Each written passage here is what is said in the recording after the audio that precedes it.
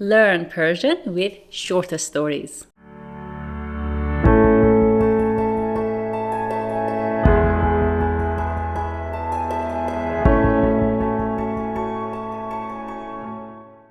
Hello my lovely friends, welcome back to Learn Persian with Asal. Today we have another short Persian or Farsi story. And today's short story is very famous. It's about Gandhi, one of the greatest peace-loving leaders in the world. Maybe you have heard this very short story, but I think you find it interesting if you read this again in Persian. Well, let's start the first step. Defining the new words. Okay, the first one is یک لنگه کفش.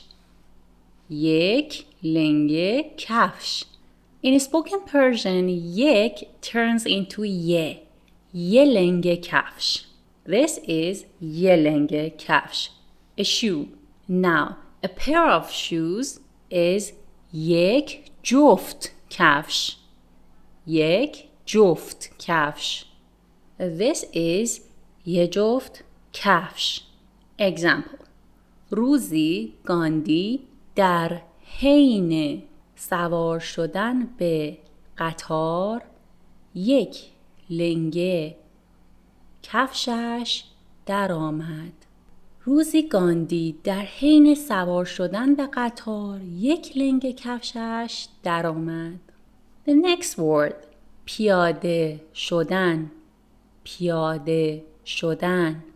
به خاطر حرکت قطار نتوانست پیاده شود. به خاطر حرکت قطار نتوانست پیاده شود. به خاطر حرکت قطار نتوانست پیاده شود.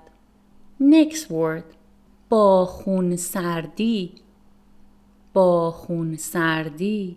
گاندی با خونسردی لنگه دیگر کفشش را از پای درآورد. گاندی با خونسردی لنگه دیگر کفشش را از پای درآورد.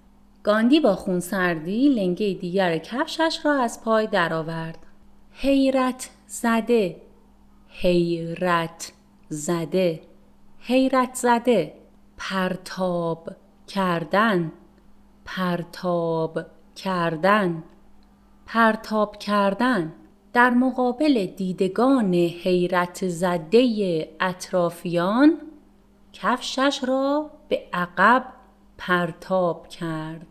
در مقابل دیدگان حیرت زده اطرافیان کفشش را به عقب پرتاب کرد. هم سفر. هم سفر. هم سفر. یکی از همسفرانش علت امر را پرسید. یکی از همسفرانش علت امر را پرسید. بینوا. بینوا. بینوا. مرد بینوایی که لنگ کفش قبلی را پیدا کند حالا یک جفت کفش دارد. مرد بینوایی که لنگ کفش قبلی را پیدا کند حالا یک جفت کفش دارد. Well, let's start the step 2. Read the story slowly. But before that, if you are enjoying learning Persian with me, you can subscribe to Learn Persian with Asad channel and like the video. By the way, you can find the free PDF of these stories and other lessons on my Patreon. Also, if you want to support me more, you can join in my Patreon. Well, let's start the step 2. یک لنگه کفش. روزی گاندی در حین سوار شدن به قطار یک لنگه کفشش در آمد و روی خط آهن افتاد. او به خاطر حرکت قطار نتوانست پیاده شود و آن را بردارد. در همان لحظه گاندی با خونسردی لنگ دیگر کفشش را از پای درآورد و آن را در مقابل دیدگان حیرت زده اطرافیان طوری به عقب پرتاب کرد که نزدیک لنگ کفش قبلی افتاد. یکی از همسفرانش علت امر را پرسید.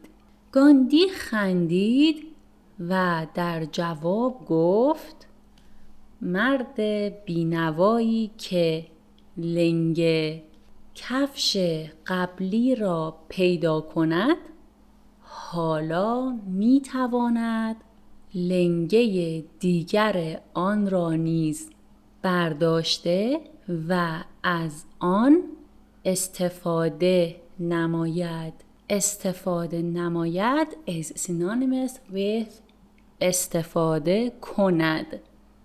But here استفاده نماید is more formal and used in books, literature, stories. Well, now let's start step 3. Read the story faster. یه لنگ کفش. روزی گاندی در حین سوار شدن به قطار یک لنگ کفشش درآمد و روی خط آهن افتاد. او به خاطر حرکت قطار نتوانست پیاده شود و آن را بردارد. در همان لحظه گاندی با خونسردی لنگه دیگر کفشش را از پای درآورد و آن را در مقابل دیدگان حیرت زده اطرافیان طوری به عقب پرتاب کرد که نزدیک لنگ کفش قبلی افتاد. یکی از همسفرانش علت امر را پرسید.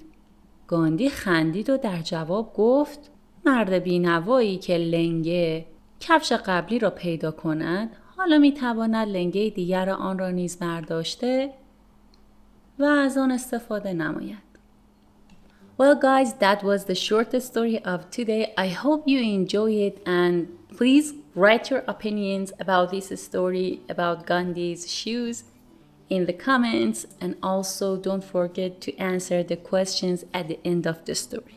I will check all of your answers as soon as possible. And you know what? If you want to support me, you can subscribe to Learn Persian with Asad channel and like the video. And for supporting more, you can join in my Patreon. And you know that there is no obligation, but there is much appreciation. بوس به کله هاتون. I'm Asad. Thanks for watching. Love you. Bye.